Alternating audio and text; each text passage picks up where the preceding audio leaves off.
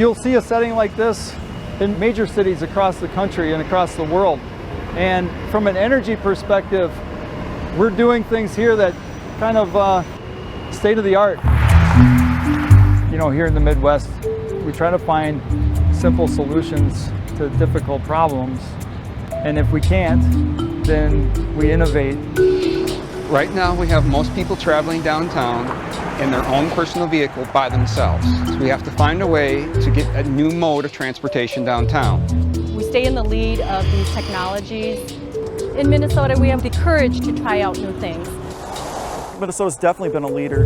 In the last 10 years, we've already had a reduction of one large power plant. We did not study a scenario that had no renewable in it. I think the willingness to be progressive, it's the onus that's on us. For me, it's the right thing to do right now, and it's kind of the right side of history.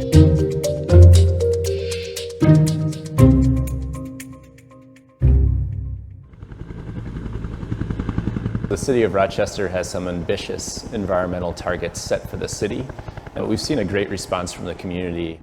My name is Kevin Bright. I'm the Energy and Sustainability Director for the Destination Medical Center and the City of Rochester. Welcome aboard. This can be seen through the collaboration that we have with our transportation team at Rochester Public Transit, as well as private buildings like the Berkman facility that just opened here in Rochester in 2020.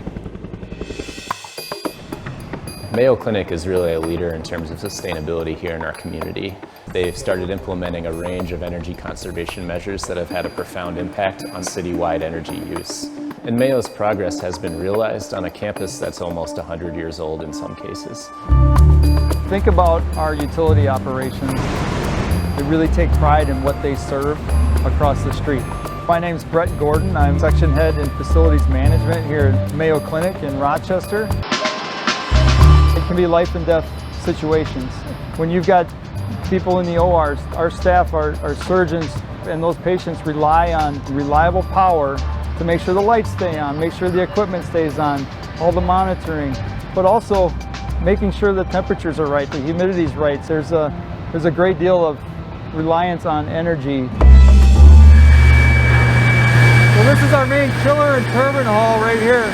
Franklin Heating Station produces steam, electricity, and chilled water to basically power, heat, and cool all of the facilities on our Rochester Mayo Clinic downtown campus. About 50% of our chillers are electric driven and about half of them are steam driven. I think what makes it unique from a lot of plants around the country is that it's been utilizing combined heat and power technology for almost 100 years now. This plant, compared to your normal electrical power plant, is about twice as efficient.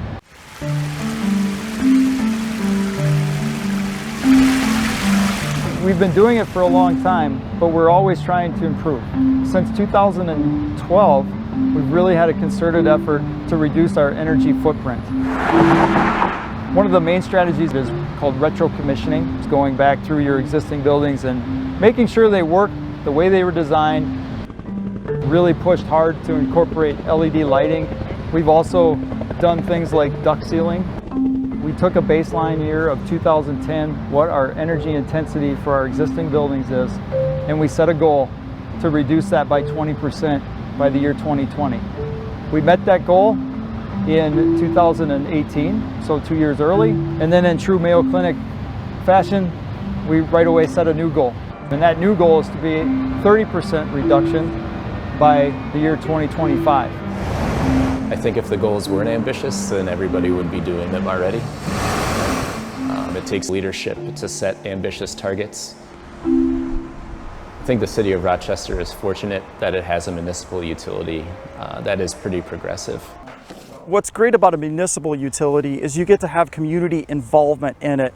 I think that the community really pushed the envelope on what they expect out of Rochester.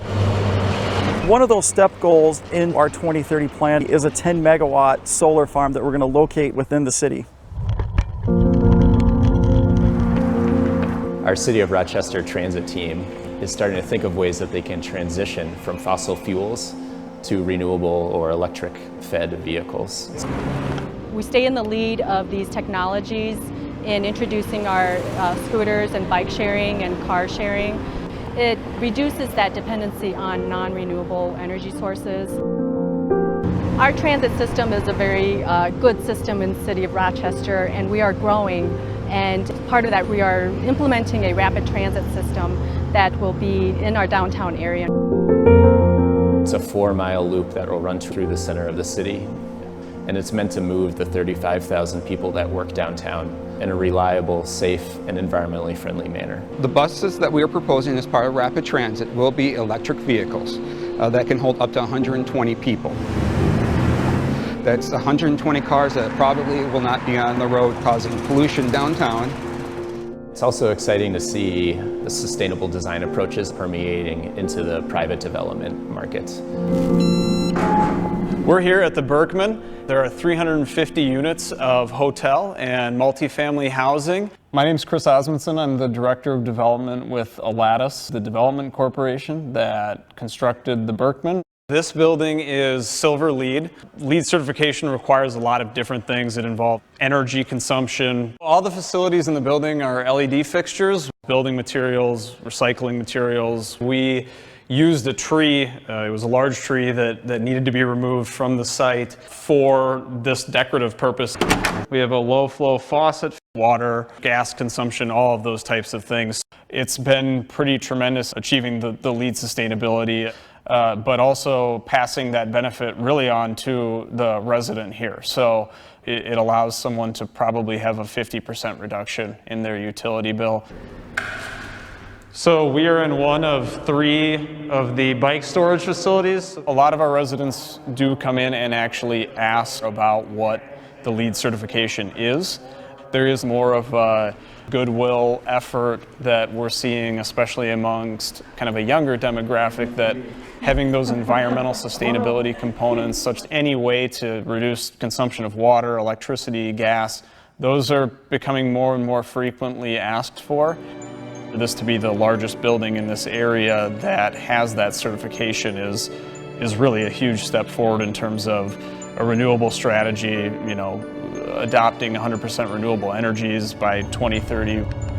I just think that's a really big step forward that frankly is probably not a majority position, but needs to be.